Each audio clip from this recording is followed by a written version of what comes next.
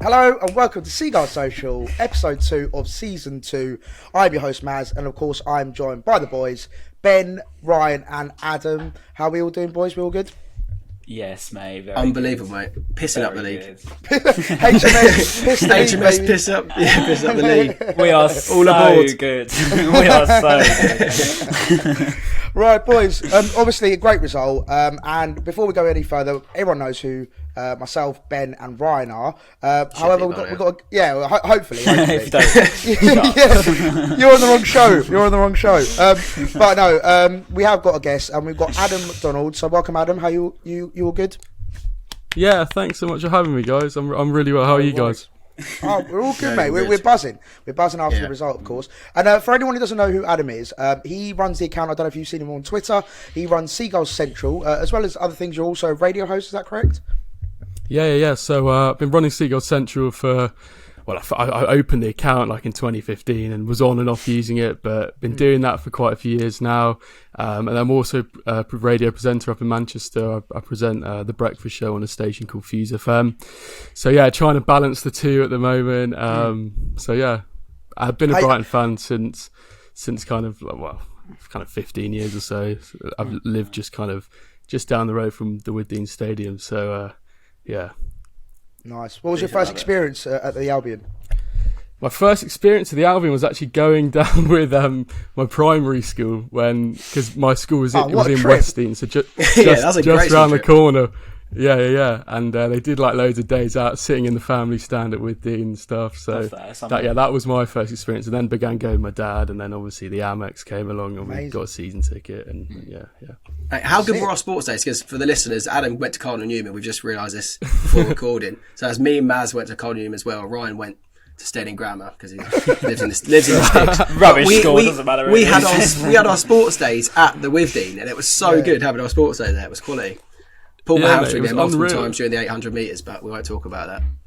It was mad how they used to literally walk the whole of the school from Newman to Withdean Stadium through the roads of Brighton. That was long. I was like, lads, let's just get a taxi or something, mate.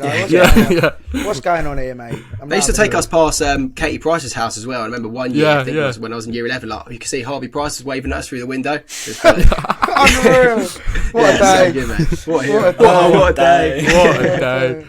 All right, amazing, good stuff. Adam, it's great to have you on the show, and obviously, great to get a different sort of insight apart from our usual creative ideas and all that. Waffle, I was going to try and be nice, Ben, but waffle is probably accurate. Let's get straight into it then. What result? And of course, just kick us off, Adam, as the guest. What were your thoughts in general of the game?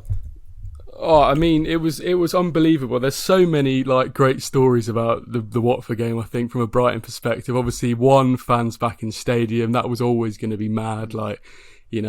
Just the whole occasion of going to the ground, being in the ground, watching the game, even if the game was terrible, I think it still would have evoked so much emotion for fans. We obviously had the Shane Duffy scoring a goal. That was pretty emotional in itself. And then a pretty dominant performance from Brighton. I thought, for basically the entire of the first half, I think they didn't really give Watford a sniff. I think Watford weren't massively impressive, but I think Brighton just did really well to kind of keep their attacks going. It was just all round a brilliant day. Obviously, as we went into the second half, we had to kind of deal with Watford's threat a little bit more, but I thought generally it was a pretty comprehensive display from Brighton. Obviously making it 2-2 now, Mpay 2-2. There's so many positive aspects which I'm sure we're going to talk about. But all round a brilliant day. No, definitely. Ryan, you were there for the club for the first time? I was, You wouldn't have known, would you? You wouldn't have known. Certainly everywhere I've ever put it. Yeah, bloody yeah. They're probably going to bloody have it on the billboard soon, mate. You're seeing that going past the Amex. At the Odeon. It was a good one. How was it for you, Ryan? Oh, mate, it was good. It was nice. It was nice to be back. I've changed season ticket now, so I was up at the top of the West. Decent view. So it's nice up there. It was really good because I've been on the corners for pretty much my whole life, so I've only ever seen one side of the pitch. So it's actually nice to see the whole pitch and seeing all this. And you could see. I think the one that stood out to me from up there was Alexis McAllister. I thought you could just tell how much space he was creating for himself. He just looked a class above. Lallana, just the whole midfield was brilliant. Bissouma, you know, he was Bissouma so was good. Yeah, he was so Yeah, it was Bissouma. Oh my god! Yeah, what a performance that was. Probably the best performance Bissouma's had for us, I'd say. I think we were that good. We, as you say, we made Watford look rubbish. They didn't look anything, to be honest. They didn't do anything. We pretty much minimised anything they could have ever done. So, yeah, I think all round dominant display. What more can you ask for? You know, first game as well. The only Pure negative emotion. was Neil Mpay getting injured. I feel like when the second half, I felt such less confidence that we're actually going to score another goal. I don't know why. Just not because I don't have faith in Aaron Connolly. We saw him miss from 7 yards out. Not that. We saw him, but genuinely, I just thought like Neil Mpay. I was like, without him there, our creative, our chance of scoring just depleted so much. That's the only negative, and I don't know how long he's going to be out for. I don't know. I haven't read anywhere that's going to be. I don't know. Well, I've 2 weeks or whatever. I've seen varying reports. I've seen it could be anything up to like, let's say a few days or whatever, or like 3 or 4 days, up to a couple of weeks. So I don't think it's long term at all. I think it's short term. But yeah, I thought he'd popped his shoulder, and then I think it didn't look like that, and then it looked like he maybe damaged his collarbone or something. I don't even know what it is yet. I mean, if it's like a dislocated shoulder. Oh, sorry, man. Go on, mate. No, go for it, mate.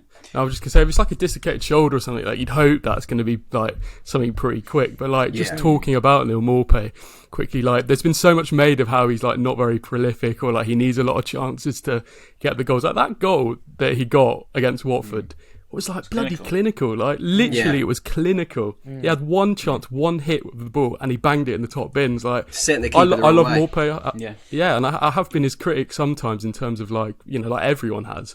But that was clinical. That was absolutely clinical.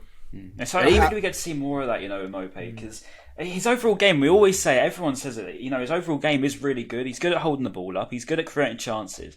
It's just last season he had so many chances that he missed.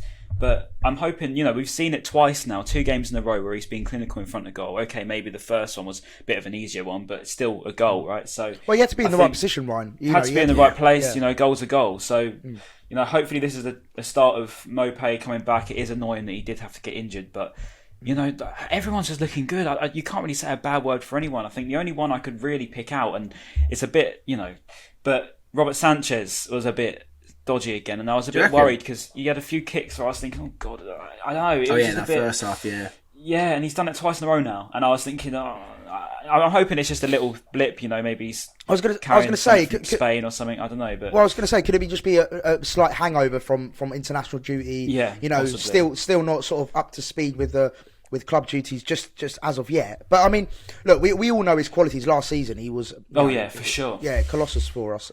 So you know, hopefully it's just like a little minor sort of blip for him, and we'll see. But let's get on with the first goal. And I was buzzing to see it. Like Shane Duffy, when I saw he scored, honestly, a little bit of my heart just tingled up a little bit. I was just like, I was so happy for him because, you know, we all know he's gone through a really tough year. I think he lost his dad. You know, he obviously had a terrible loan spell at Celtic where all the fans got his back. Yeah, Boyle Club. You know, it was just a torrid year for him. And he probably thought, right, my time at Brighton's over. You know, my Potter doesn't really like my style of play for the team. You know, he's not the ball playing defender that we probably, you know, to the calibre that we want. However, he's come in. He's been, you know, first game he was brilliant, and then the second game he scored a brilliant header. You know, great set piece, and the set pieces now I seem to, you know, I don't know if you boys agree, that could be like, so we scored one. You know, the set pieces could be important for us this season if we can really sort of capitalise on it. I don't know what you lot think. Well, there's actually, funny you say that. Sorry, I've got a stat here, and it was list of defenders who won over 10 aerial duels in 2 Premier League games, and Shane Duffy's the only one with 15 aerial duels won. That's insane. Of the whole Premier League, Duffy's the only one. So, you know, what a comeback he's had. I mean, to come back into the side, to show that sort of character, you know, coming back from, I should say, a horrible time at Celtic. I mean, you read through his comments, they're disgusting, like people were wishing all sorts on him. Oh, horrendous, sort of thing. So to see him come back, and he says, you know, you can see how much he loves the club, you know, you can see it in the way he celebrates. And it was just... That knee slide to the corner, fan, beautiful. Yeah, any Brighton fan will tell you how emotional that was. I love a good knee slide. Ben, I was going to say, Ben, if you were going to have one celebration, that would be yours, I reckon. Yeah, so I know we go for the Welbeck like that, and then I would go straight to the knee slide, the corner, and then maybe finish off like an Ostergaard booting down their corner. Oh, nice. Yeah. I like that. Maz, you mentioned the aerial dominance that we have. Like now we've got rid of Ben White, we've got a taller centre back in Shane Duffy. Now we've got 3 threats from the corner, and we've got Pascal Gross delivering them. Then the only answer is going to be a goal, really. It's like Pascal Gross again, unbelievable. Oh, I saw a stat with Pascal. Gross turns, sorry. Gross turns as well. Yeah. Quality. Unbelievable. Yeah, I saw a stat with Pascal Gross. It was I think he was behind, like in the last 2 seasons, he's got the most. I think he's the 4th most providing assists. I think he was behind like De Bruyne and like basically the big dogs in the league. So yeah, the fact that Gross is even up there to me, like in the top 5, is just incredible in the last 2 seasons. So I think as well with Gross, like these stats were shocking to us a couple of years ago, but now it's just standard. Like you expect to see Gross right up there for chances created, for assists, for you can't just say that Gross crosses the ball in and then I see that a lot. People are like, oh yeah, he just he's on set pieces, so he gets a lot of your key passes. He's an intelligent player. You can't just get those by lumping a ball into the box, because otherwise every player would be right up there for passes and chances created. And have you always been I was going to say, Adam, have you always been a big fan of Gross, or have you been one of his haters? Man.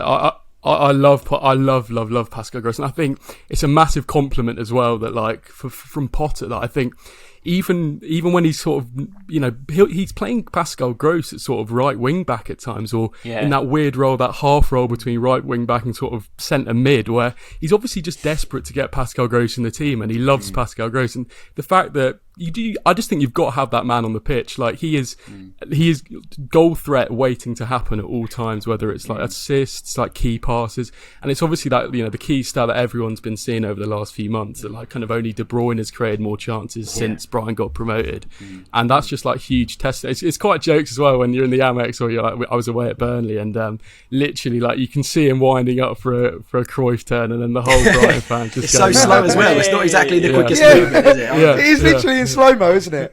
It's it works every single time. Literally every time. I mean, they fall for it, and I don't get how they fall for it, because it's so obvious that he's coming. He's going on his left, then comes back onto his right, and it works every time. And he does it with both feet as well, to be fair to him. When we got Lamptey back or Veltman back, Potter's going to have a bit of a headache, because then if you've got to keep Gross in there, do you drop Lallana or Alexis? Like, it is a tough one. Can't drop either of them at the minute. That was going to be my question. All 3 of them, yeah. Is that how does he facilitate? All these players, because we've still got Yakamoto was on the bench against Watford.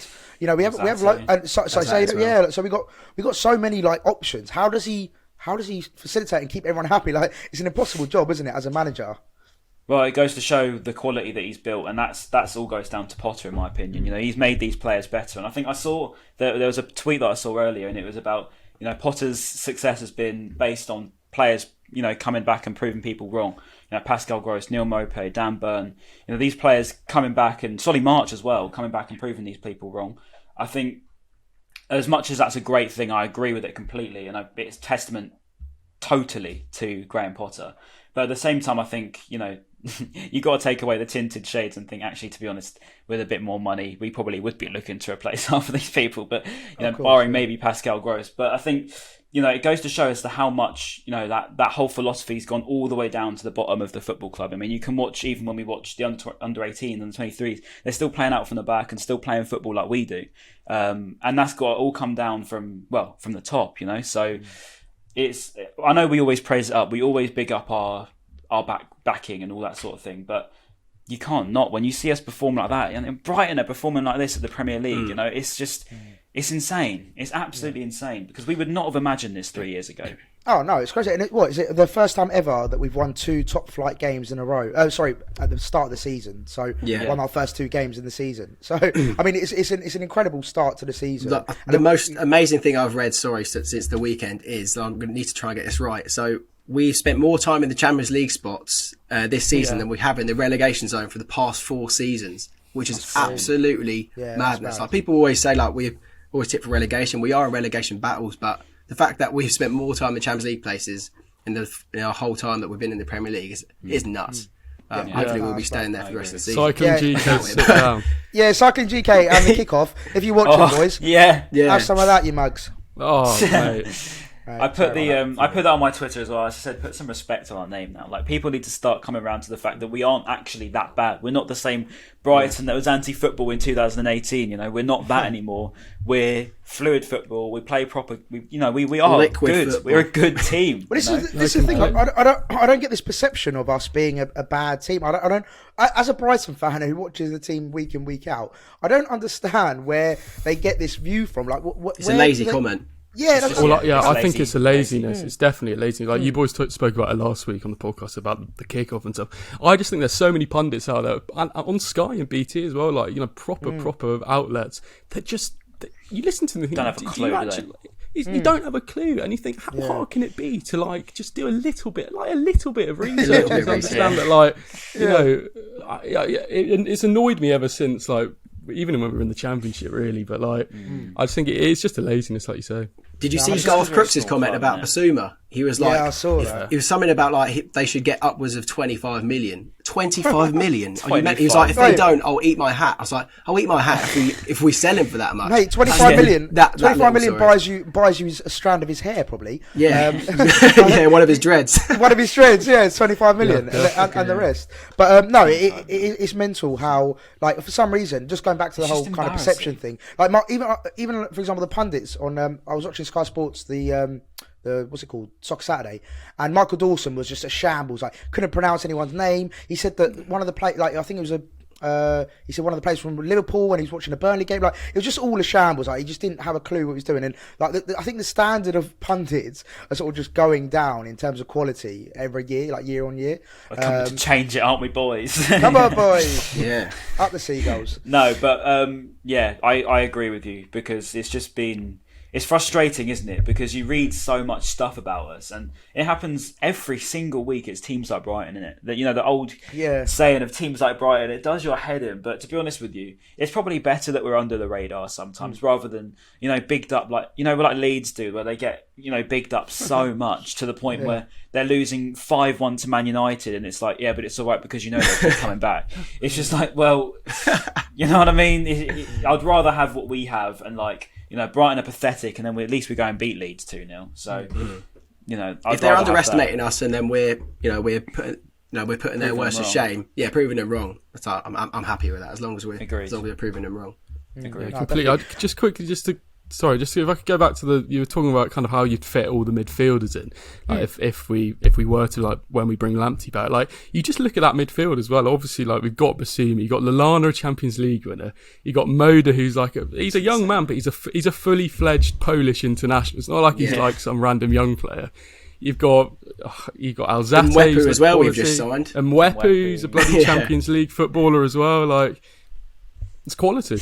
Yeah, we're Brighton Hove Albion, and we've got Champions League footballers nowadays. I mean, it's just, but it is that like that, isn't it? It's just mad. It's when you take a step back and think about it, because I know people hate the whole thing of we've come so far. I mean, because we say it a lot, but I think even 4 or 5 years ago, you couldn't have even imagined playing in the Premier League, let alone doing this much in the Premier League. And hopefully, as we say, long may it continue, because obviously it is a long season. We're only 2 games in. We don't want to get too carried away.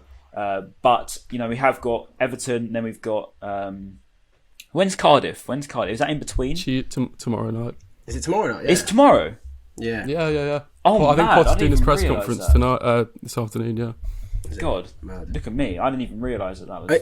Hopefully we'll see a bit more from Mwepu, because I think we should probably talk about him. He hasn't had the great... I know it's only been 2 games, and he's played he had first half against Burnley, am I right? And then came on in the 70th minute against Watford.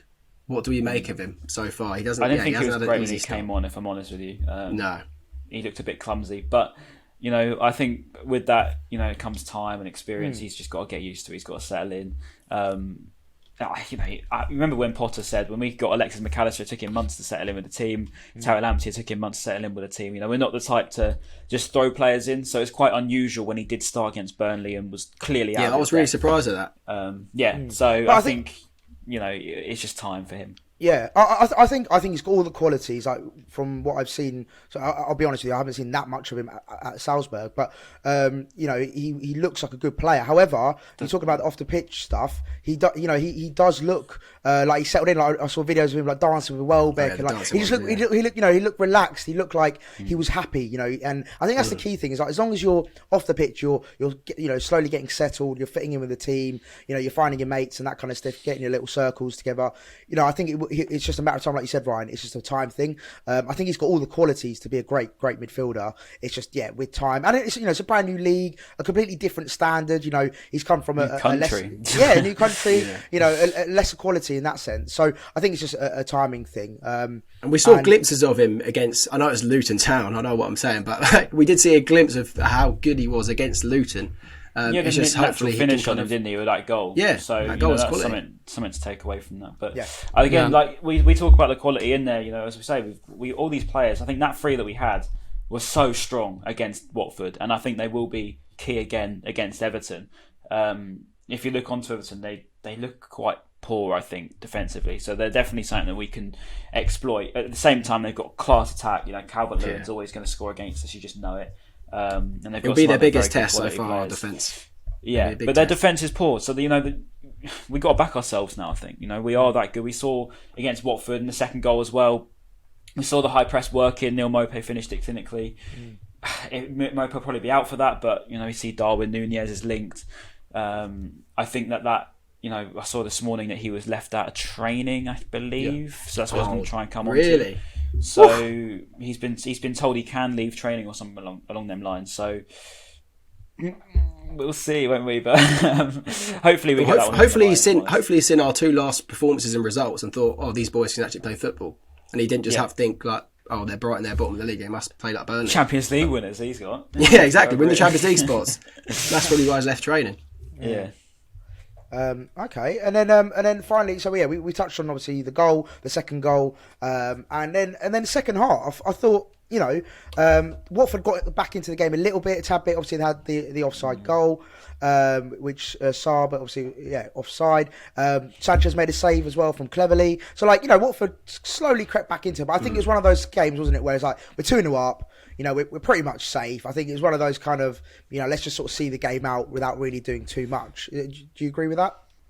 Yeah, well, I definitely see that way. I felt like we're kind of saving energy. I don't know if we were saving energy for Cardiff, but, potentially Potter might be looking at the Cup and thinking we've got a good enough team and a big enough squad to actually get quite far in one of the Cups. That is a good point. We do have a big enough squad for a good run, at least. I mean, the trouble is, you play your youth against likes of Cardiff and, hopefully win that and then get through and through and through. And then you get to the final where Man City have a full team out and you think, oh my God, what's the point in that? Oh yeah, you've got to beat City to win the League Cup. But Adam, any players that you'd like to see Potter play against Cardiff tomorrow? Any youngsters at all? Well, it's interesting that you talk about the squad because I was sort of looking at the squad and looking at the fact that lots of players have sort of. He has made a real effort to kind of let a lot of players go this summer. Kind of, I think the squad probably is a little bit smaller than it would have been this time last year. You think of people like Ali Reza and Davy Proper, Bernardo, lots of the young players going out on loan. So I think it's interesting that that Potter wants a smaller squad this season. I don't know how that sort of affect kind of the teams he's going to put out in the Cup. I can imagine he's going to go for a really, really youth-filled squad. Yeah. People like Taylor Richards in it, Hayden Roberts maybe might play as well. I'd like to see him probably start there. Oh yeah, yeah. Nice. Yeah. I want to see some more Zakiri Richards up front. Yeah, I want to see more of Richards, because I watched him a lot when he was at Doncaster last year, and you can see it in him. And I think Potter said it himself. He makes things happen on his own, and that's not really so much of what we've got at the moment. Someone to just turn some magic on, like we used to have with Knockaert, like we used to have with Trossard on his day. In fairness, but it's just someone to do it consistently. If Richards can be that. I think he's got a bright future ahead of him. I mean, he was ranked right up there with the Man City youth team. I think he was ranked right up there with the likes of Phil Foden and stuff. But obviously, he didn't make it as far as Phil Foden did. Yeah. But I mean, we'll see because he looks very highly rated. I mean, as you say, we've got Zakiri. We've got some good players. These are players that have played in the Premier League. And they're not even getting in our team now. So and it's more realistically going to be it's more realistically going to be them because I think. Naylor put out a tweet saying Lucardi's contract might be mutually terminated soon. Andone might be going to a team called Cadiz. Never heard of him. Yeah, Can't say I've heard of Cadiz. Cadiz? Cadiz? Cadiz, yeah. And then Tau obviously going to Al Ali in Egypt. So, Cadiz. That was my Spanish. It's like chorizo. You can't say chorizo, mate. Chorizo. Chorizo. You can't say chorizo. Yeah, hopefully we'll see Zakiri. Cucurella. That'd be good. Yeah. It is Cucurella, isn't it? Cucurella, yeah. Is it Cucurella? Cucurella. I thought I think it's going to be interesting as well to see sort of what he does do with Shane Duffy, because I imagine Veltman's going to be back from his 10-day isolation, if not today, tomorrow. I can imagine he might be available for selection for Cardiff and probably definitely Everton. When him coming back, like, will Shane Duffy play midweek if Veltman's going to play on Saturday? Might it be the other way around? I think it's going to be interesting to see kind of who he plays at the back in that Cardiff game with view to then that Everton game. Yeah, I personally think he'll stick with Duffy just to show a bit of faith in him, as in, like, give him the Everton game and then see how he performs in Everton. If he has a stinker, let's say, then this is his perfect excuse to be like, right, you've had your few games, right? No, You've had your few games. No, but like, as in, it can be an excuse for him to sort of drop it. Because if he it's a drops step him up now, it's a step up from opposition as well. Like, we got to humble ourselves. It was Burnley and Watford. yeah, exactly. And now we are going to be playing But a mate, better team it's now. a tough Burnley side to play away from home. They're very, very hard to beat, especially from 1-0 down, and then also a Watford side that beat Aston Villa 3-2 the week before. So it's two good wins there. I think people are saying, "Oh yeah, it's just I don't know." I think they are two very good wins, especially to come back in that first one and. And like, because you think about like Burnley in that first half. I think Burnley battered us in that first half, to be quite honest. Like, oh yeah. So they are a good side, and like, Brighton showed a lot of resilience to come back into it. And so I meant to say this about Duffy earlier, and I didn't get the chance. To forgive me for kind of bringing it up again, but like, just watching that moment, it was. I spoke about it on the live stream yesterday that we did for Seagulls Central, but it just felt like such a special moment at the Amex. You could see him running over to that kind of southeast corner, I guess, and there were kind of three women set up in the east corner going absolutely mental, Malone's hugging each other. But he's like spoken about how close he is to his mum, his sisters, his auntie, obviously with the death of his dad.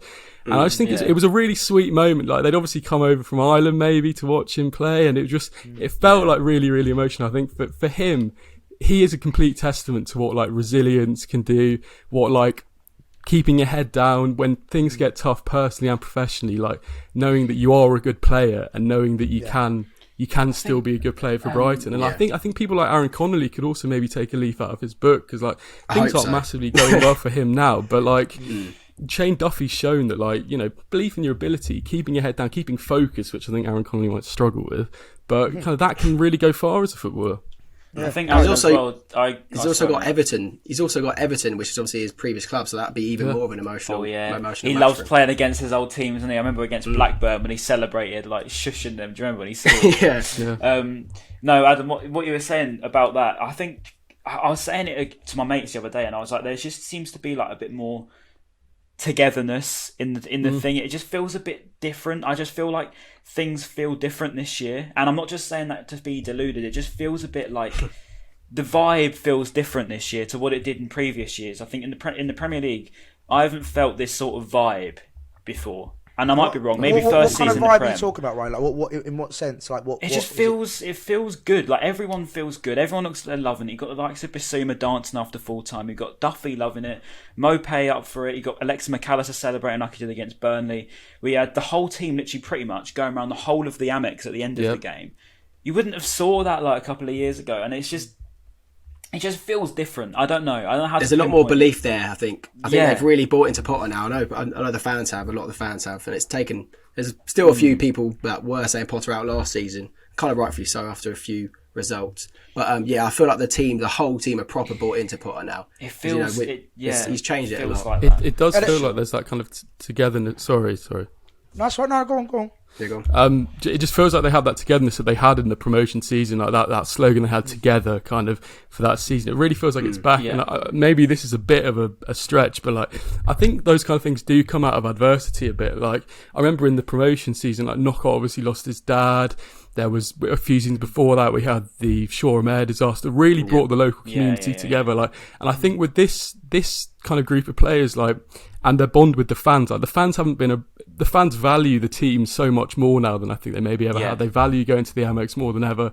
Like this team, you've got Duffy coming back, who's Bezzy mates with Dunk. You've got Neil Mpay and Harry Connolly like bantering each other around the pitch at Luton. Like it just seems like you're right, Ryan. There is just like that kind of that together. It feels like it, doesn't it? Because you look all the way across the squad and it feels like everyone cares. And I feel like I was guilty of saying it, and obviously they do care. But I remember back in sort of second season in the Prem when we were getting battered, 5-0 to Bournemouth, 2-0 to Cardiff that week is unforgettable. And I was just thinking, you look across the broad scale of that squad, and it just felt like no one really cared about it. It just felt really low, and the morale and the whole Amex was toxic, and it just feels very toxic. And even parts of last season had it, online. There was a lot of abuse going towards like some Mpay, etc. But I think this year just feels a bit different. And obviously we are so new into the season, so it's hard to say. But so far, so good. I don't think I've felt this way about that club for a while. It's been a while since I've had this. And I think all the way back, as you say, to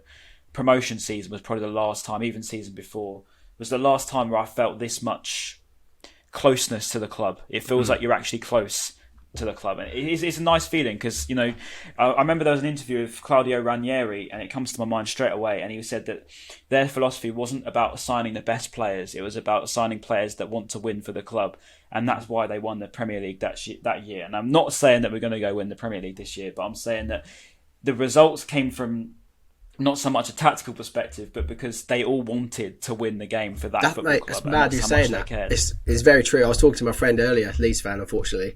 We were talking about how Fulham got relegated. And I was saying, because they had so many loan players, didn't they? And I was just thinking, there's I think at one point they had 7 loan players in the starting 11 or something like that. It's quite mad.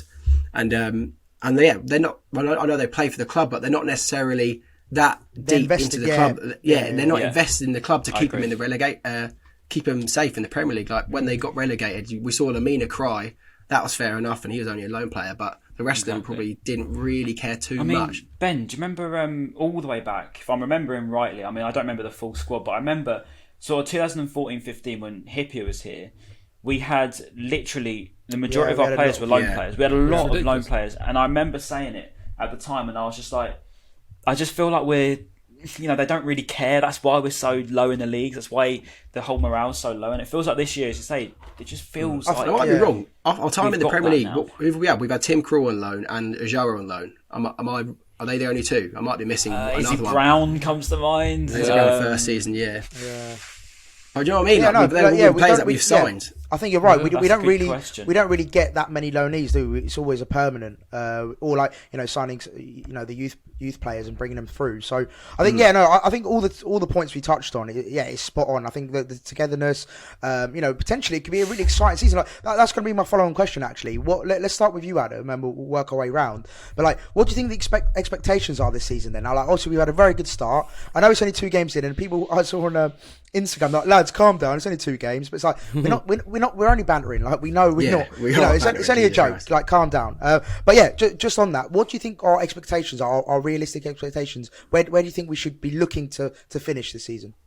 Well, I think from a fan perspective, I'll start just kind of objectively. I think if Brighton want to eventually kind of break into the top 10, I'm looking at the score, and I don't want to sound negative here, but I think what can the fans expect from Potter when largely, barring the shrewd signing of Mwepu, he's basically dealing with the same squad of players. So I think for people to expect top 10 this season, unless Cucurella and Nunez come in, I would say a similar finish, maybe 10th to 15th, would be a very, very, very good finish with the same essentially crop of players. It would show Potter's development of the players, development of the system.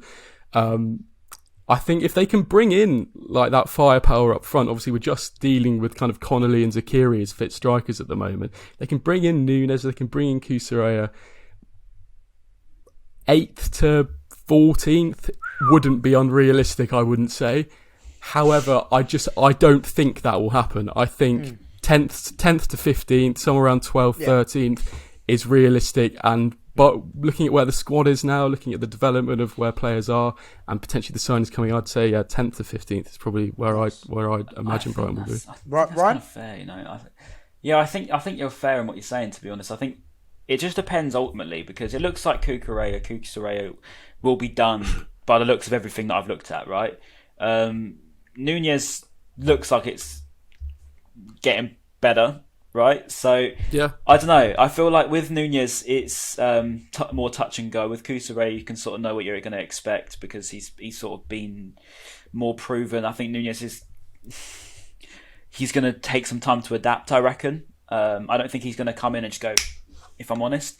Although I hope he does, because the last time we signed an ex-Almeria striker, we all know what happened on his debut. Yeah, but I don't know. We'll see. I hope if he does come in, let's say, I don't think the 10th region is unreasonable, because, you can, as I said earlier, you can see, I think it was Alexis McAllister against Burnley, after the game, he was just saying, we want to get top 10 this year, that is our aim. And if they're saying that, if the players have it drilled into them, they are going for that. So, why can't we believe in the squad? Why can't we believe in what they're saying? Believe in Potter, believe in Alexis McAllister, what he's saying? Because, why not? Who's to stop us? Yeah. Who's to stop Leicester winning the league in 2016? So, yeah, I'd have to agree. I think get those two signings done. If we get them two, that would be unbelievable. And I think there'll be no reason why we can't get top 10. But yeah, if we only get Cucurella, if we only get Cucurella, still a great signing and one that we really do need, because I can't be having Dan Burn back up left wing back. It will have to be 15th and above, maybe even 14th. That would be pretty decent. Yeah. Yeah. No, I mean, just to echo all of what everyone said, I think for me, 10th to 14th place. I feel personally, I don't know if you guys agree. I think Cucurella is much more important than Nunez in terms of signing. I feel like having that left wing back cover. I disagree. No, I genuinely believe that, because I think having that depth in left wing back is so much more important than like, for example, we've seen Mpay can score goals. Shaqiri, if given a chance, why can't he? And if Connolly sorts out his attitude and his mentality, why can't he go and score goals? So and if feel Welbeck fixes his leg, we've got another. I mean, Welbeck. I won't go on to Welbeck, but just personally, I think left wing back is a much more, like you said, having Dan Burn as a reserve in comparison to having a Cucurella or whatever. That for me is more important. Right, to say on that, right, Dan Burn, what he is, but he's still a proven Premier League player. We're going off our strike forces here and saying if Connolly, is actually all right, if Welbeck's fit, if Mpay's scoring, if Mpay, we're saying ifs here, but then we're completely ignoring the fact that when Dan Burn puts in a decent performance, he might get destroyed by Adama Traore, but when he comes up against Salah every single time, he seems to pocket him. But I'm talking more like he as a centre back. As a centre back, he's a great. Like, I'm more than happy to have Dan Burn as a centre back option. That's no problem at all. Yeah. I just feel like a left wing back, he's just he's not mobile enough. He's not. Anyway, look. So I wouldn't be surprised if we do get Cucurella. If we had him left wing back, I can't see why Solly March wouldn't play right wing back potentially. I thought that would probably be a decent backup there. That'd be different. Because we saw him play wide right, like in a more attacking role. There's no reason why it would be a bit deeper. Depends how good his right foot is, I suppose. Simple as that. I think just on that point quickly, I just think, like you said, Ryan, I don't think Dan Burn's ever going to set the world alight, and I would much rather him play at centre back. But Brighton haven't really had many issues in terms of leaking goals in the Potter era. We've proven as a defensive unit with Dan Burn at left wing back, with Dan Burn not at left wing back, that we're going to be a fairly kind of robust unit throughout the course of a season. I think my thing with Brighton is I feel like we're just on the cusp of being like really, really, really top, and I just think that what we need to, there's a part of me that wants to just say, like, can we just go for it, go and get the man you want by hook or by crook, just go hell for leather and get him. It looks like the club, actually, to be fair to them, are going to pay a lot of money for the player that they really, really believe in, because I just think we're defensively, generally we're fine. Like, I just think we're so close, like in that midfield we're fine too. Yeah, it's just attack.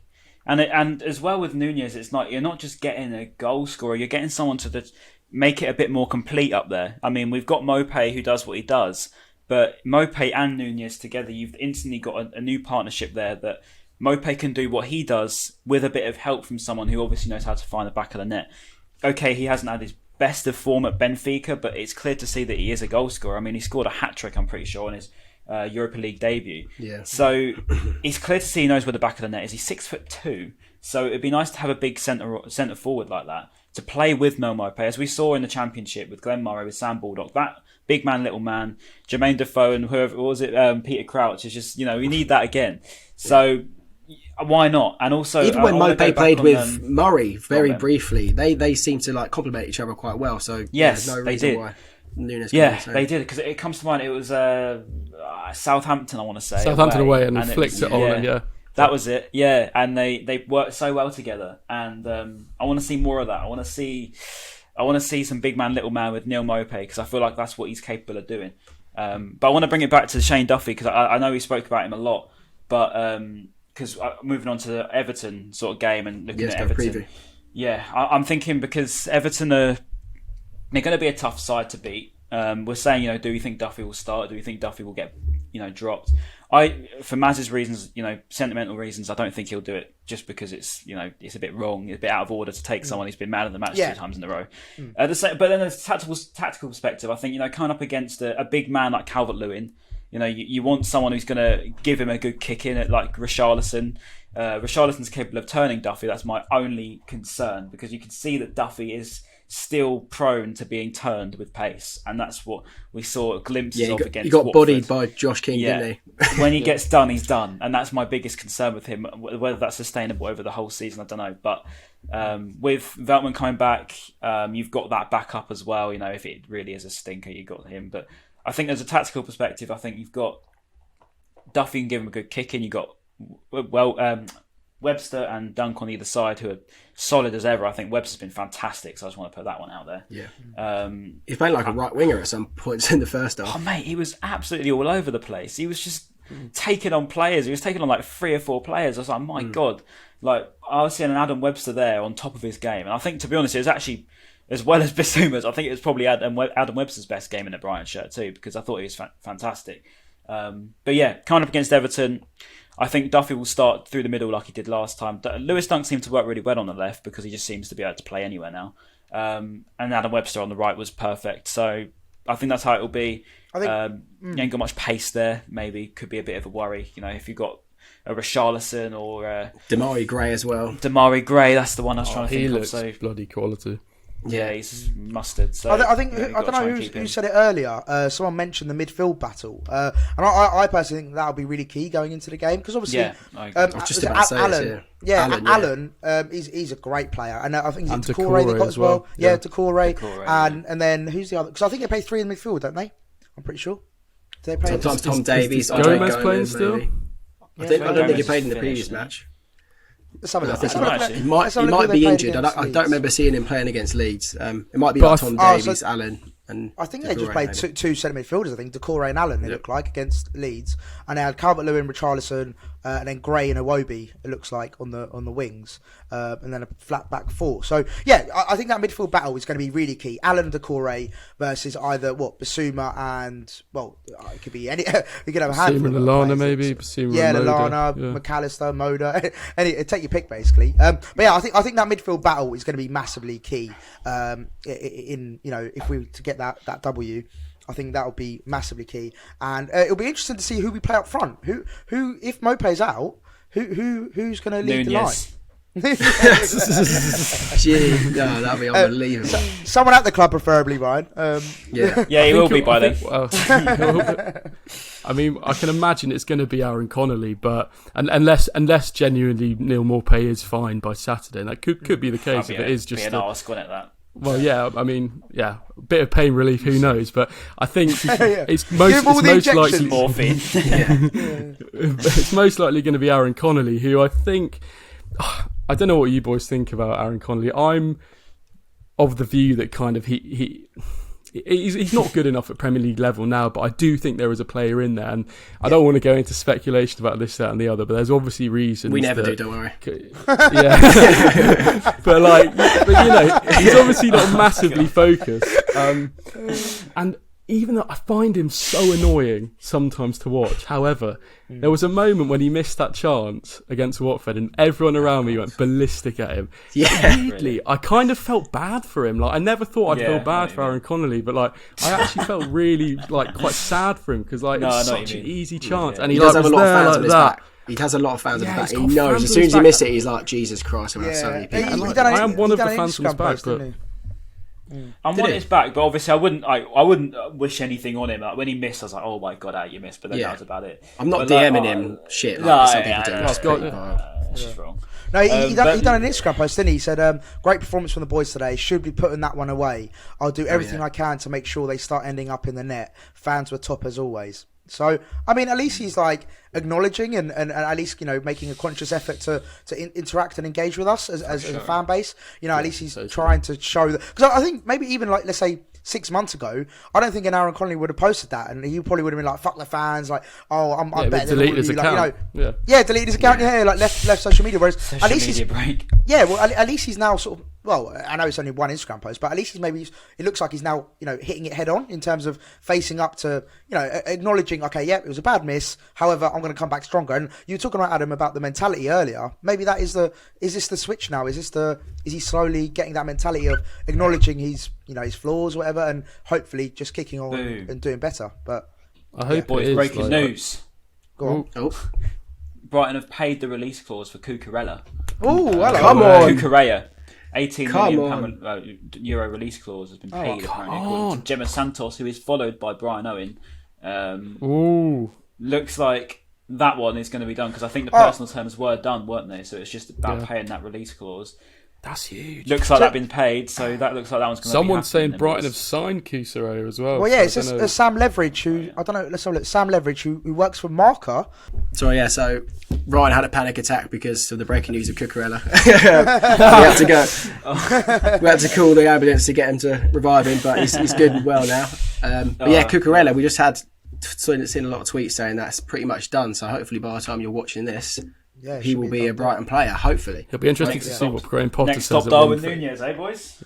Yeah, speaking to the press in half an hour, he's probably not going to give anything away, but it'll be interesting to see what Potter does say. I only speak about players that play for the club. Exactly. Response. Yeah, classic. We don't. We speculate. We'll speculate. What a signing. Number 3 as well. That kit number suited for him. Straight in. Yeah. And then talking like ins and outs and stuff. Also, there's a few potentials, and we've got new contracts. Obviously, Solly March and Taylor Richards signed new contracts, which is obviously great. Solly March was incredible up until his injury last season, so that's great to see him get rewarded in that sense. And then, of course, Taylor Richards, Ryan touched on it. He looks like an exciting young player. Had a great loan spell at Doncaster. And he's come back into the squad now, and it'll be interesting. I think he'll start probably against Cardiff, I'm assuming. So it'll be great to see him get some minutes for us and see how he performs. So yeah, I mean, everyone happy with those contract extensions? I don't think we've got anyone who opposes them. Any objections to that? Yeah, for sure. I was going to say, just need Bissouma now.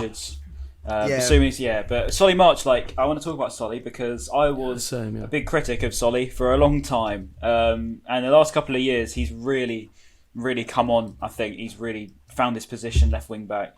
Up until he was injured, he was probably my player of the season, and now he's come back from that and come back the same player, which I thought he wouldn't do. If I'm honest, I thought he'd come back and probably lose a bit of pace, maybe be off it a little bit, lose a bit of sharpness, but he's come back and been really strong. I've got to take my hat off to Solly March because I was a big critic of him, particularly in them first couple of years in the Premier League. I was thinking he's not up to it. He's not good enough.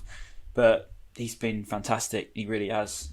Colossal again against Watford. Won everything, absolutely everything. Had them on for breakfast. So yeah, I think anyone can agree. I just hope that this Cucurella signing and we see him play potentially more advanced.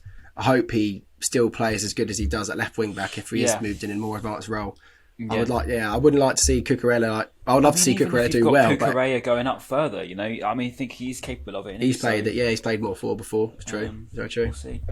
I think with Solly March, there was like a moment a couple of years ago, maybe after we got into the Prem, where I think he probably was at a bit of a crossroads before Potter came in. Or at least in my head, I just kind of thought he's either got to prove himself as a Premier League player, or maybe we've got to kind of cut our loss on the bloke and try and maybe sell him.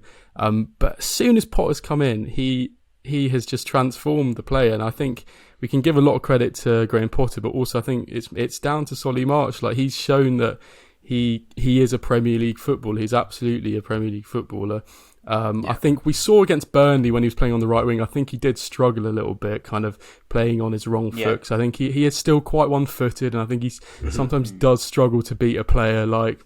I was watching Dwight McNeil, contrastingly, who's a similar left-footed player, and he could beat a man so easily. And I think a lot of Solly March is like, it was just confidence for him, and I think Graham Potter really managed to get that out of him. Obviously, credit to Solly March as well. So, yeah, delighted to see that he signed a new contract. And, you know, Cucurella's coming in.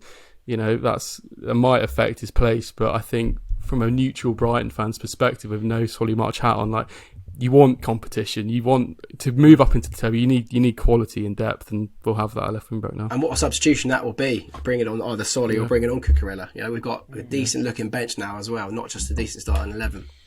So yeah, I agree. No, speaking of which, I think we need to pick up again from the Everton preview. I think we got up to like talking about Bissouma and Allen, and saying that would be a decent midfield. Yeah. Should we do score predictions for the game, or was there any other players? Maybe Adam. Who are the threats? Everton threats. Well, watching the Leeds game, I mean, I was just really taken aback by the quality of Damari Gray. I think they managed to get him for something like 3 million, which I think is ridiculous. I think it's cheaper than that, Was it cheaper? Right, yeah. Because Leverkusen bought him for 3. Leverkusen bought him for 3.5, which was nuts. And then I thought that was a ridiculous signing anyway, like the price for him. I'm not sure how much they got him for, like a mil. Yeah, I think it was like $1 million. What a signing! But yeah, he looked massively threatening.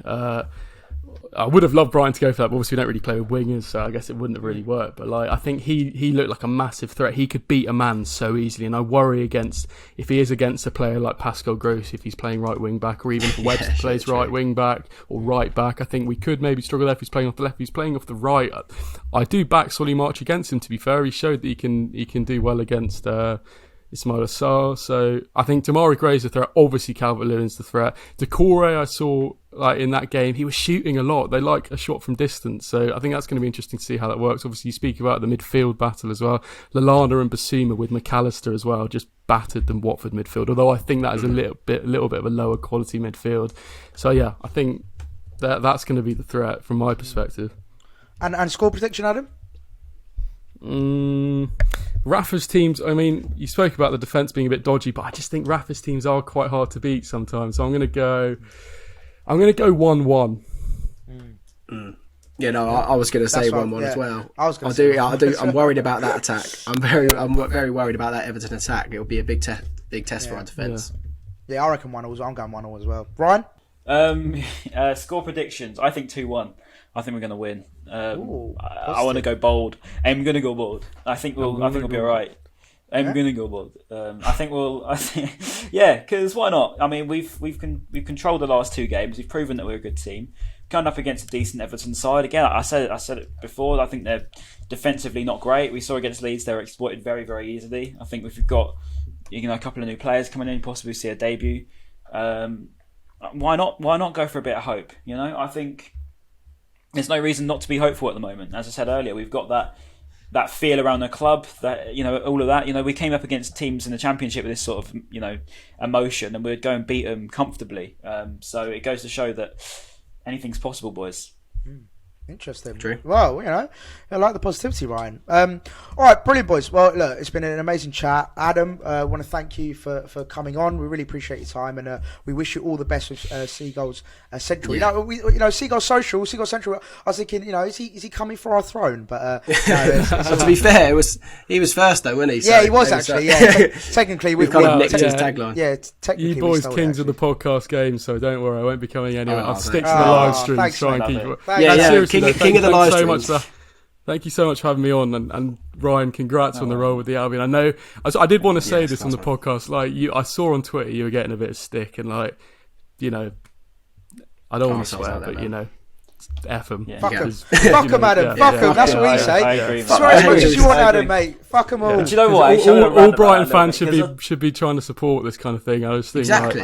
Thank you, mate. And Thank you. So congrats, man. Genuinely. Thank you. I appreciate it, Adam, mate. Seriously. I mean, I wanted to say that because it's just annoying. I don't get why people can just think, you sit behind a screen and just send this kid absolute abuse for literally no reason other than the fact I'm making a video on my It's phone. jealous, How mate. triggered do you have to It's be? literally just jealousy. It's just Ryan, jealousy. one thing I'd say is, mate, literally just keep doing what you're doing. You're absolutely smashing it. There's like this last week for you has been incredible. Like all the things that have happened, like even we don't have to go into all the depths, but we all know like what you've like achieved or what what's coming to you. So the fact that literally it's just some sad people, like you said, behind the screen, giving it the big one. Honestly, don't give them the satisfaction because this is what they want. They want us to talk about it. Like he probably sitting there going, "Oh yeah, they're talking about me on Seagulls Social podcast." That's all he wants. He's a troll. He just wants the attention. He wants us to talk about it. Just ignore him. Get on with it. Keep smashing it, and fuck them all. That's all I say. And the positive of that situation, I think, is the amount of like Brighton fans who've come out and told them to do one. Like it just shows the support and the quality of the Brighton fans as well. Like Brighton fans are a family, like you spoke. We are together. Like. Yeah. Exactly. All Ryan's got to do next is just get us involved. But yeah, apart from that, Ryan, keep smashing. No pressure at all. No pressure at all. Just got to try and take 3 people in with me. Just get us through the back door. Get us through the back door, mate. No, I'm joking. No, you're smashing it, and boys, we're all smashing it. We're all killing life. So listen, F the haters. And just get a life. Right, boys. Finally, what we're going to have in the comments section? What we got this week? Let Adam choose. Adam, you choose this week. Basically, so if you don't know Adam, go on, Ben. Explain. I was going to say every week we ask the comments. We ask people to comment something random. Oh, that's normally related to the podcast, but it just proves that they've got this far, basically. So like, what's relatable? Like, it could be comment haters, anything. but then literally, it could be a word. No, it could be a word. It could be a hashtag. It can be an emoji. Anything you want. Yeah, anything you want. What should we go? HMS piss up the league. Yeah, let's go. Hashtag HMS piss up the league. Or if you want it, you could go hashtag Cycling GK sit down. Yeah. Do both. I like that. Yeah, do both. If you got this far, comment down below on YouTube. Yeah. Both of those. So that's brilliant. Adam, you've been an absolute pleasure, mate. Ben and Ryan, of course, as per usual. You've been absolute wankers, but no. Listen, I'm joking. No, right. Finally, make sure. If you're watching on YouTube, please do like, comment, and subscribe. It really does mean a lot, and it does really help with us for our growth. And of course, keep streaming it on Spotify and Apple. All that shabam, all that jazz. And Adam's links will be below as well. And also, make sure to check out his live streams because they're quality. How often do you do them? Are they quite random, or you've got like a set day? Kind of like. Pre-match, post-match. I'll probably do one Friday before Everton, then Sunday after the match. Just follow the Twitter at Seagulls Social. I followed you on Twitter now. Seagulls Social. Make sure you follow Adam up on all his socials. We'll put all the links down below. And Adam, if you ever need some guests, mate, you know where we are. Mate, I love it. I would love it. I would genuinely love it. So, top man. All right, mate. Well, thanks, and we'll see you next week. Peace.